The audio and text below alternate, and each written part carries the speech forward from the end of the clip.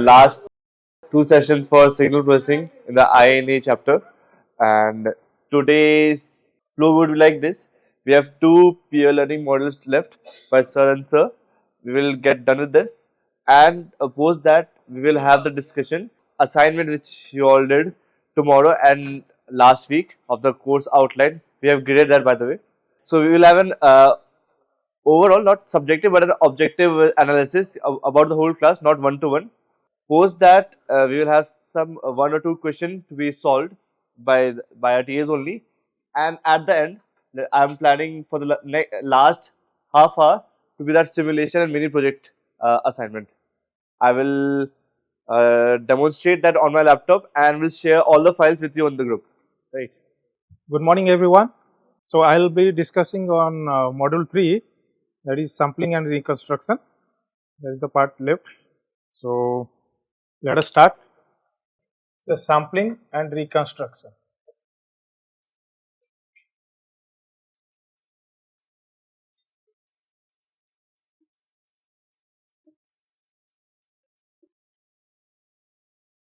Okay. So what do you mean by sampling? What is, then we will come back to the sampling theorem. Okay. So what do you mean by the sampling? As Gadre sir has explained earlier, the sampling is nothing but a conversion of continuous time discrete time domain signal. In fact, the conversion from independent one type of independent variable to another type of independent variable in the same domain, in the same natural domain itself, right. Okay. So we have a continuous domain variable, time variable t, then will be again the output will get the again the discrete independent variable of again in the time domain n. Okay. So that means we are converting the analog or the continuous time domain signal to a discrete time domain signal x of n. Okay. So how do you do this basically? Sampling. How do you do this? So is a continuous time domain signal is there. So you try to pick the value of the continuous time domain signal at certain time interval t, and you will keep those as the sample points, and then from that discrete sample points, which is a sequence of points, then from that we are reconstructing back our original signal x of t. Okay. So that is the sampling and reconstruction process exactly about. So for example, how do you do the sampling? Suppose there is a signal, continuous time domain signal is like this, right. So is the independent variable t. So we will give the samples at certain time interval. So this is the sampling interval exactly. So this is the sampling interval of t, right, sampling interval t. So how do you get this? So suppose this is my x of t, the continuous time domain signal x of t. So how will you get this one? So now it becomes the sequence of like this. The sequence becomes like this, equally spaced, right. So now this is my discrete sequence. So how do you get this basically? Any idea how do you get this from the continuous domain? As I have told, so we multiply this x of t with a train of pulses. It's the impulse train, right. So this is my impulse train. So I can get my impulse train as like this. Okay, so I'll keep the impulse train here.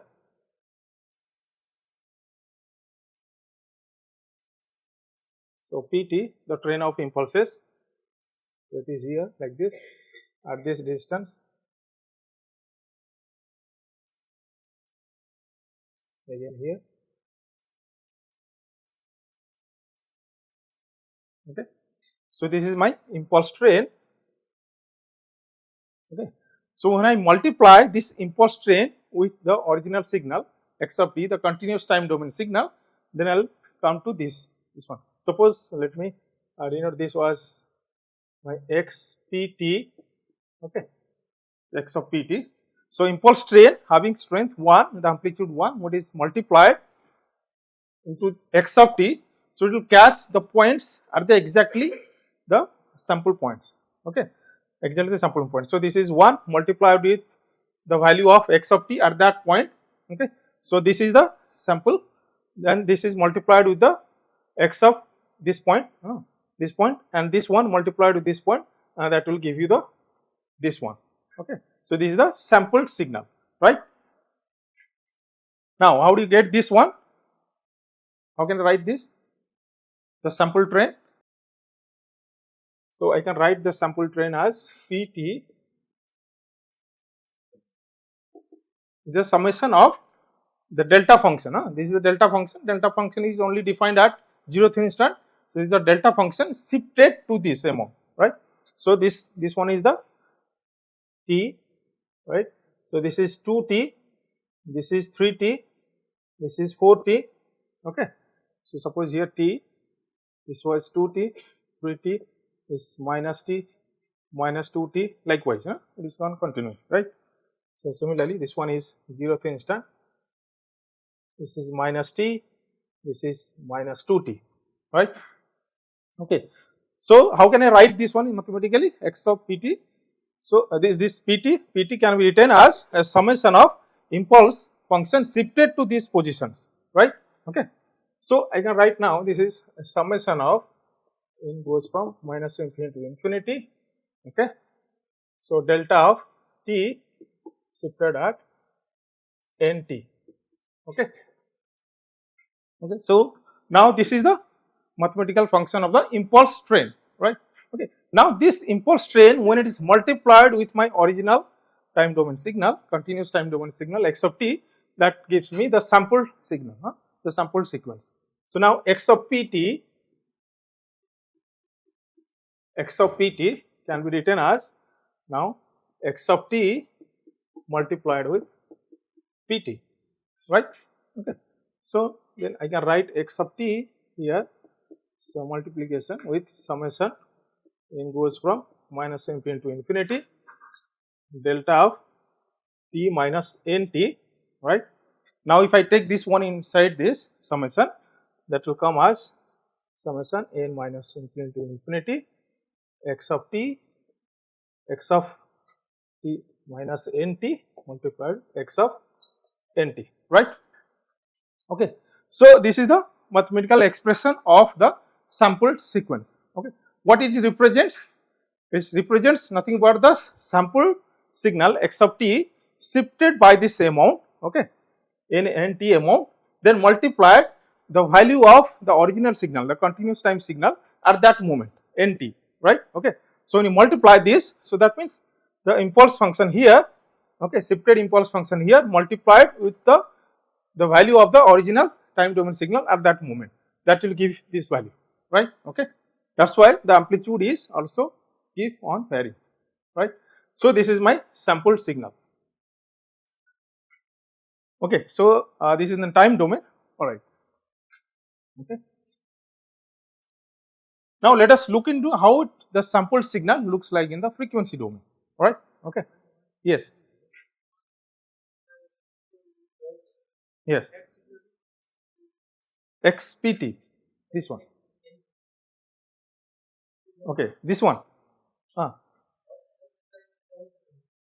ah, x of t multiplied with pulse train, yeah, yeah, so it is actually it is coming as x of nt, I can write now x of nt, right? Okay, so which is something this one, so this is the notation only. Okay, so this x of t now only defined at this interval only, subsequently n times of this t is the time period, right?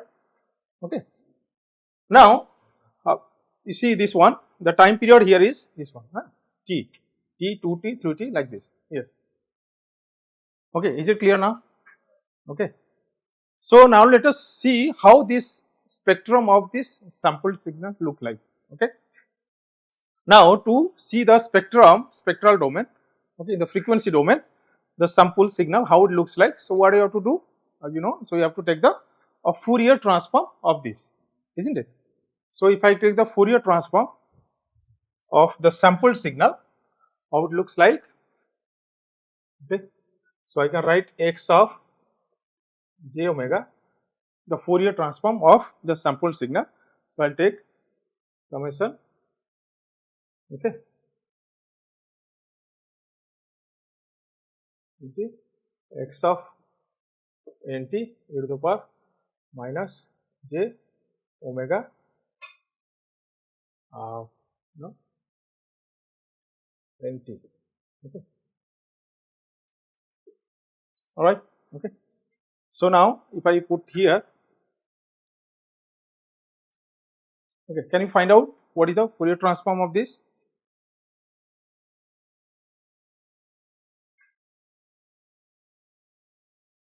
How does it look like the Fourier transform? If you solve this one, how it looks like the Fourier transform of the sample sequence, right? So if you put this one, this equation, you put this equation over here, okay, then you solve, you will get one value, okay. Can you solve this? Just take a moment. How does it look like? X of j omega, how would it look like? Okay, so let me put in a simplified way. Okay, so PT. Okay. Now let us look at this PT. Okay, the impulse train basically. So impulse train can be written. Okay, so as you know, any continuous domain signal can be approximated or can be represented by Fourier series form, right? Okay, so since it is a periodic function, the impulse train is a periodic function of period what? T is a periodic function of period T. So I can represent this impulse train in a Fourier series representation. Okay, so what is the Fourier series representation of this impulse train? So I can write this Fourier series representation as summation goes from minus infinity to infinity, the complex exponential minus j omega t. Okay. Now what is Ck? The Fourier coefficients. Okay. Ck is the Fourier coefficients. How do you get the Fourier coefficients? It is the nothing but minus t by 2 to t by 2. If I take the symmetry of this, then x of pt, the summation n goes from minus infinity to infinity. No.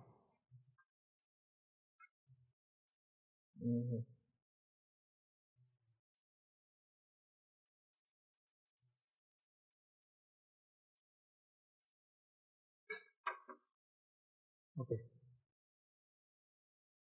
We got j omega summation, yes, summation to infinity, okay, delta t minus nt e to the power j 2 pi by t nt. Okay, I think it's not visible over here. Okay, so now you solve this one. Now we solve this one. How do you get? So this is defined only. Okay, so now I can take this 1 upon t. I'll take this summation outside and this integration inside. So this will be summation n goes from minus infinity to infinity minus t by 2t. Okay, so delta of t minus nt e to the power j 2 pi by t nt. Right? Okay. Okay. Now, if you put this one, this is defined only minus t by 2t and is only have value at what? 0th instant. Okay. So, if you take the integration over this is value is 1. Okay. 1 multiplied with this, it is 1 again. Okay. So, let me write this one again here. So, what we got? The Ck. So, we can write this the impulse function. Okay. Pt. The impulse function Pt, you can write 1 upon t summation n goes from minus infinity to infinity, okay, integration minus t by 2 delta of t minus nt e to the power j 2 pi t nt, right? Okay, all right. So what is the value of this? What is the value of this? This is only defined at t equal to 0th instant and its value is 1. Okay. So with this time interval, its value is 1. So we put here, so it will value will come as 1. So now I can write summation n goes from minus infinity to infinity. So 1 into e to the power j 2 pi t j 2 pi by t and t. Okay. All right. So now what I did, I represent the impulse train in a Fourier series representation. Okay. Now if I put this Fourier series representation, so x of pt, so that means my sample sequence. Yes, this was my sample sequence x of pt. Okay. So this was my sample sequence x of t into pt. So now I represent pt in this form. Okay. All right. So now I can write this as 1 upon t summation n goes from minus infinity to infinity e to the power j 2 pi by t n t, right? Okay. So this is my sample sequence, right? Now if I take the Fourier domain representation of the sample sequence, just I will take the what? A Fourier transform of this, continuous time Fourier transform of this, right? Okay. So how can I write then x of omega? Okay. So take the continuous time Fourier transform of this. Just find out what is the continuous time domain Fourier transform CTFT. Can someone? Yes. Delta. This one. No. So take the Fourier transform of the entire thing. Now take the Fourier transform of the entire thing. So I represent x of t in this form only. Okay. I could have gone for x of t multiplied with pt in its delta domain. Okay, impulse train. Then I could have taken the Fourier transform. This one. So instead of this, I am representing my x of pt, this one. Then I take the Fourier transform of this. What should be the Fourier transform of this? Okay. So let me put this is no. Yeah. So minus infinity x of pt e to the power minus j 2 pi. Okay. Yeah. Just put it in terms of angular frequency. Let me write this one is, suppose t is my time period. Okay. So fundamental time period. So 2 pi by t, 2 pi by f0, the fundamental time period. So let me write this one as omega 0, right? Okay. So this is omega t dt. So now I can write 1 into infinity. Okay. So x of pt, I will put it here, this one, right? X of t into 1 upon t summation n equal to minus infinity to infinity e to the power j omega 0 nt, right, into e to the power minus j omega t dt, right? Okay. So let me erase these things. Okay. So now this constant term, take it out, 1 upon t, right? So I can interchange the symbol of this integration to summation. I can take summation outside and integration also inside. So I can write now minus infinity to infinity, right? Okay. So 1 upon t summation minus infinity to infinity x of t e to the power minus j, I take, so this will be omega minus omega naught dt, right? So I can write like this. Okay. So if you look at this portion, okay, if you look at this one,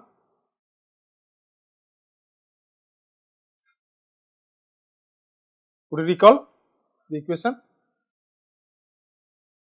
What is this represents?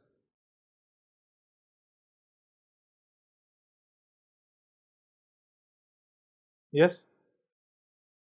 Sorry. Let me put that. This was x of nt, right? X of nt. You need to know x of nt in discrete domain. Okay. So this nothing but this one is nothing but the Fourier transform of this signal, right?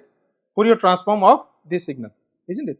So now I can write this as 1 upon t, the summation n goes from minus infinity to infinity. So this will be Fourier transform of what? X of nt of what? Defined as omega minus omega 0, isn't it? Okay. So this is omega minus omega 0 n. Okay. So yes, so it was here only, no? It was here only, no? Omega 0 n was here, right? Okay. So omega 0 n, right? So this is the Fourier transform of the sample signal, right? Okay. What it indicates? So we could have gone from this,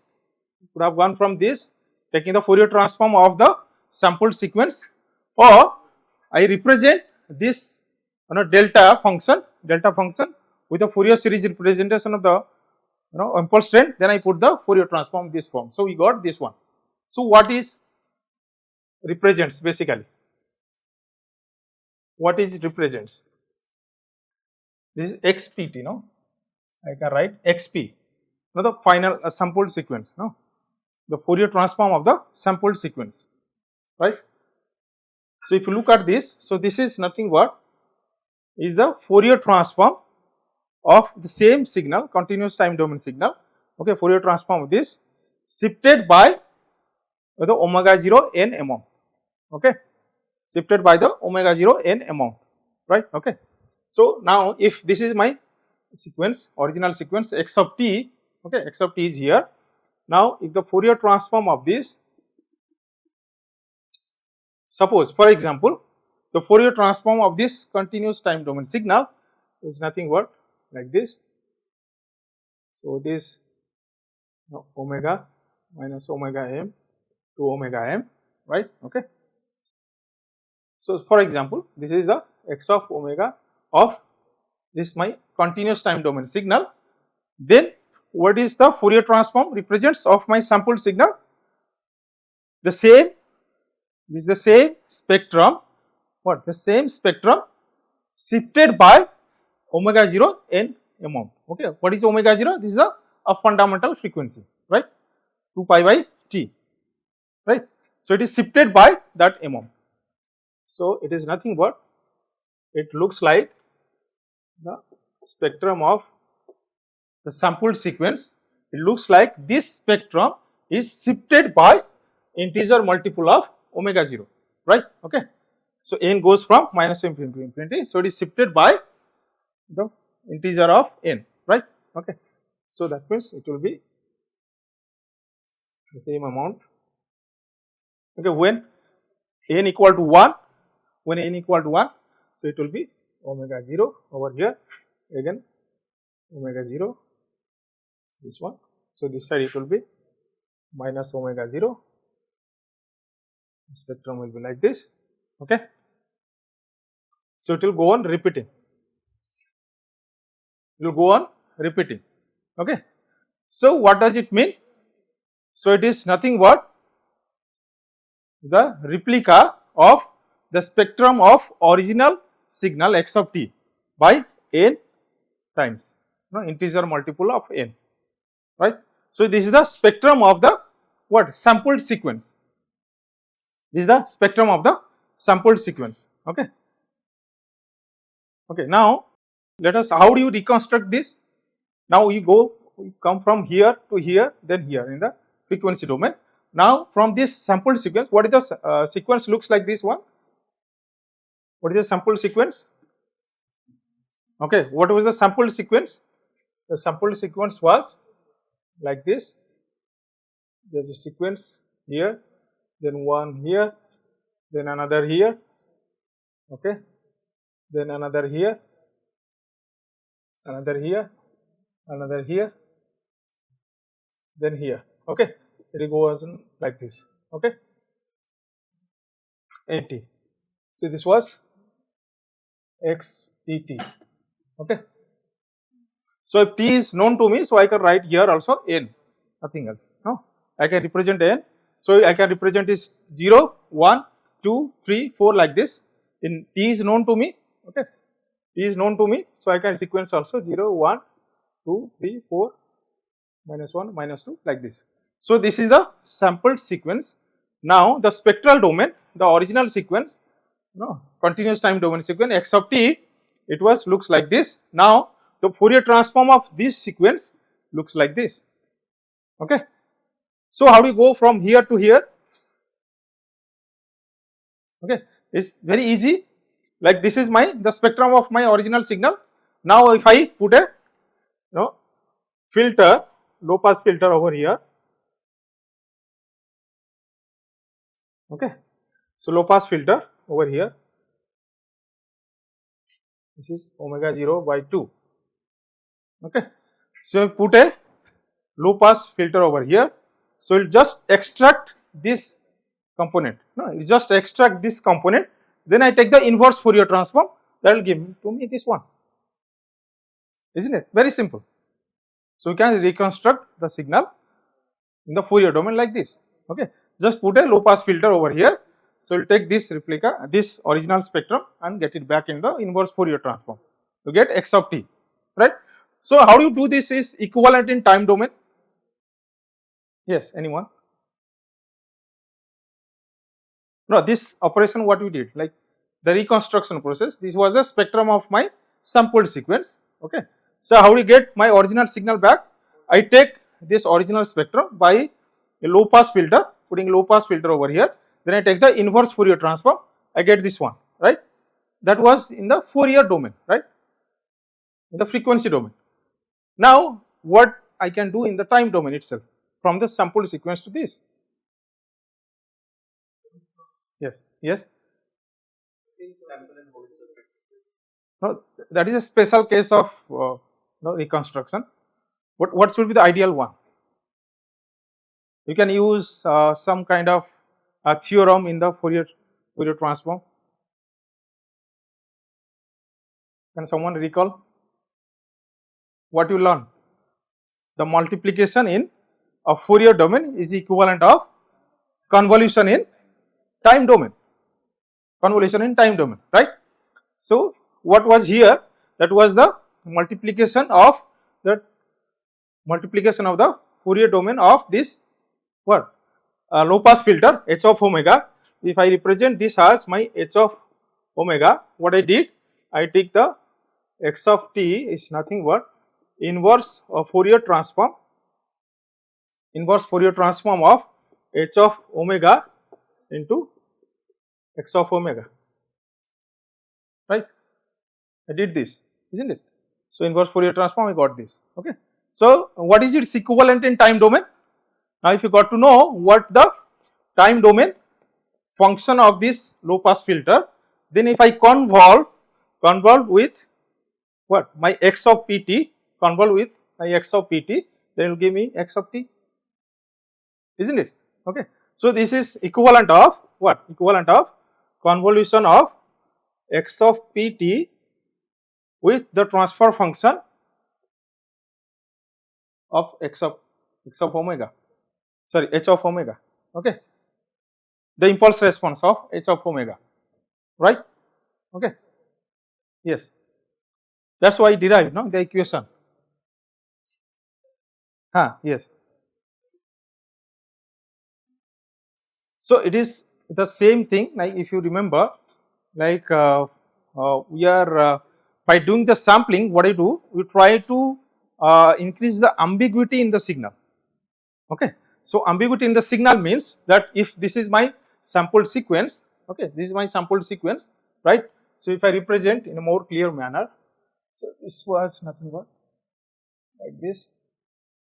One point is here, another point is here, another point is here, 1, 2, 0, 3. So it was here, then one point here, one point here, then another is here, this one, then this one, and this. Okay, right? Now, if I, what is my original signal? So original signal is like this one. Now, if I reconstruct the original signal from this, so I can join all these points. So I can join these points in this fashion. Okay, the point was like this. So I can join like this, or I can join, the signal is coming like this. So I can join another signal.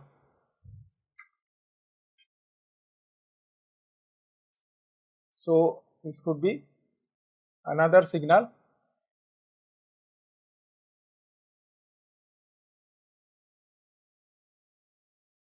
like this. This could be a possibility, right? Isn't it? There could be another possibility like this, like this.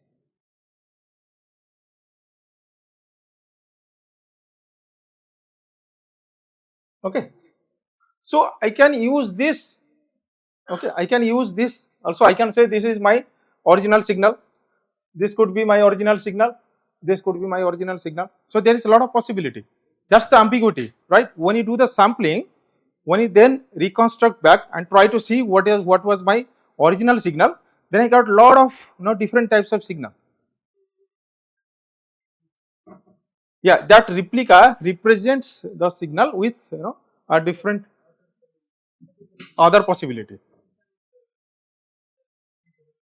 Yes, yes. This one. Yes. No, no, no, no, no. It's not like this. It's not like this. This is the analogy in time domain. Yes, yes, yes.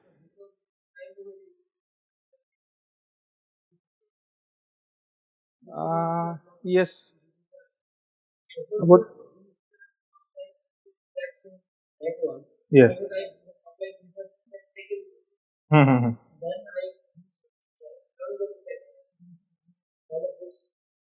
Maybe we don't know. Maybe one of these signal. We don't know. Okay. So then question is, out of all this possibility, which was is my original one? Okay. That's the ambiguity. No, that's the ambiguity. So by sampling process, we are trying to see, we are trying to increase the ambiguity present in the signal itself, right? Then when you reconstruct it back, then there's a lot of possibilities there. Out of lot of possibility, which is the original one, okay.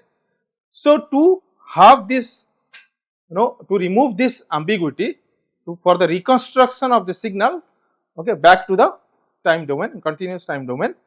So we put a what? A condition into that. What is that condition?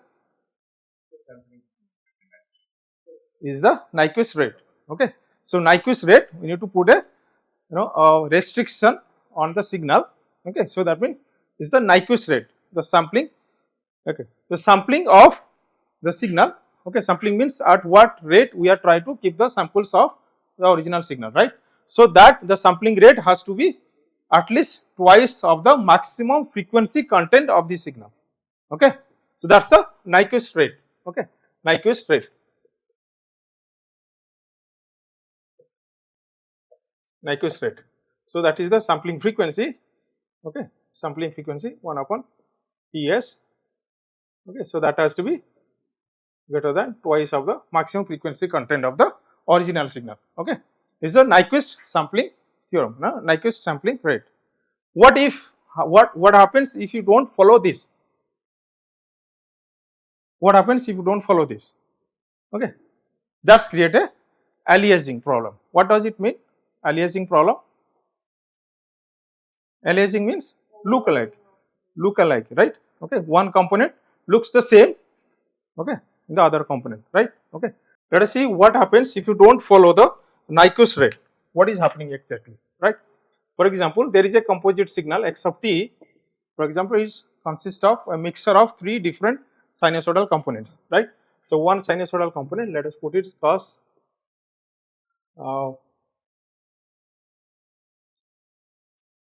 6 omega t, then another is cos 14 omega t, okay, another one is a cos 26 omega t, right? Okay.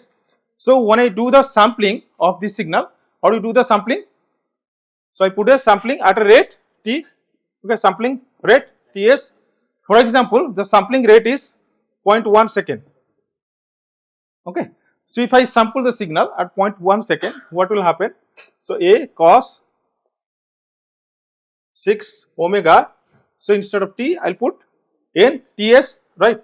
So this will be multiplied with 0.1 n, okay. So this will be cos 14 omega 0.1 n, okay. This is the multiplication, then this will be a cos 26 into 0.1 n, right, okay. So it will be now, sorry, this is 0.1 26 into omega into 0.1 n, right. So now this signal will be cos a cos 0.6 omega n, okay. So this will be a cos 144 omega n, and this will be a cos 2.6 omega n, okay. So now I can write this one as cos a 0.6 omega n, okay. Oh, did I do mistake? So now this is a cos, this 1.4, okay, yes. So this will be 2 pi, okay, this will be 2 pi minus 0.6, okay. So let me put this one is like this. So I can write like 2 pi minus 0.6 pi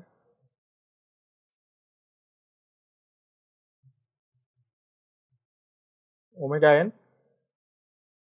n t, or I can write a cos 2 pi plus 0.6 pi omega n, right, okay.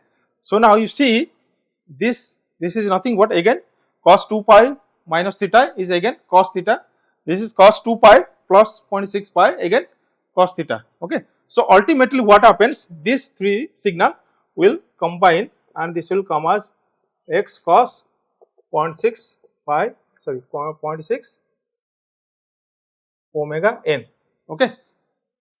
What ultimately happens? Yes. So what ultimately happens? So here I have taken the composite signal, I do the sampling by 0.1 second. So this time period is what? Sorry, sampling rate is f of s, f of rate is 1 upon Ts. So it is 10 hertz, right? Okay. So 10 hertz, what was the sampling? Theorem says that. So what is the maximum frequency content over here? Twice of that, okay. So maximum frequency content over is 2 pi f. So f was here what, 3 hertz, and here it was f2, it was 2 pi f, it is 7 hertz, and here it was f3 was 13 hertz, right, okay. So accordingly to sampling rate, it should be at least twice of the maximum frequency content. So it is 26 hertz, okay. What I did the sampling rate as 10 hertz. What happens because of that? I lose some frequency component when I discretize in the time domain, when I go for discrete sequence. So I lose these components. These components, what happens? These components, they just fall upon this first component, okay. So in discrete domain, I lose the identity of these two frequency components. That's nothing but the aliasing effect, okay. So you are losing identity of the original analog frequency, some of the components of the analog frequency when you convert into the discrete domain, the discrete frequency, right. So what are those components? We are losing the identity. This was there in the continuous time domain, right, but this lose something is lost in the discrete domain. What are those? Those components are this one. So that means the higher frequency component, those components towards the higher frequency. So those frequency they try to overlap some of the components in the lower frequency side, okay, in the discrete domain. So that is called the aliasing effect. Okay, so to in order to avoid the aliasing effect, we need to maintain the sampling rate as greater than the twice of the maximum frequency component of the analog signal. Okay. So what is the sampling theorem? It says overall, the sampling theorem says that a continuous time domain signal, when you go for a discretization, okay, discretization, and again you need to come back again to the original time domain. So for that you need to maintain the sampling rate as at least the twice of the maximum frequency component of the signal, otherwise we will have a aliasing effect. That is called the sampling theorem. That is it from my side. Yeah. Yes, only one. Yes.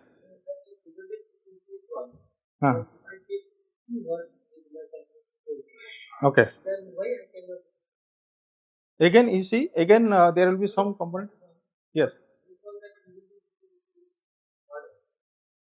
Now for this case only, the other two components fall into the first component. Okay, if you take, yes, XPT or XT is three frequency, the first one. Yes, yes, yes, yes, something harmonious.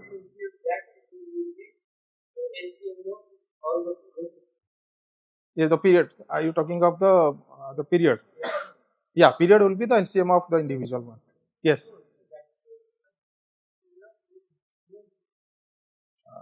No, no, no. It's not like this. That was the fundamental period of the composite signal. Composite signal. Now, when you come to the discrete signal, yes, yes, yes. Now it is changed. You see. Now it is changed. Yes, yes. For example, Mhm.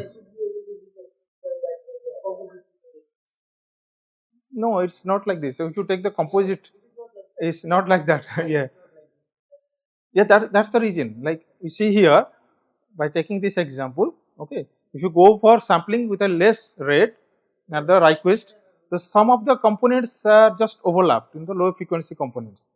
If you solve this one, I got your question, like if you take the fundamental period of this, yes, no, yes, yes, yes, yes, yes, yes. But it may happen that this some components of this signal will be multiple of that fundamental period. Okay. So it could be the multiple of the fundamental period. Some components are there, maybe. So that is losing that is identity in the discrete domain. That's actually the aliasing effect. Alright. I think we'll stop over here. Yes.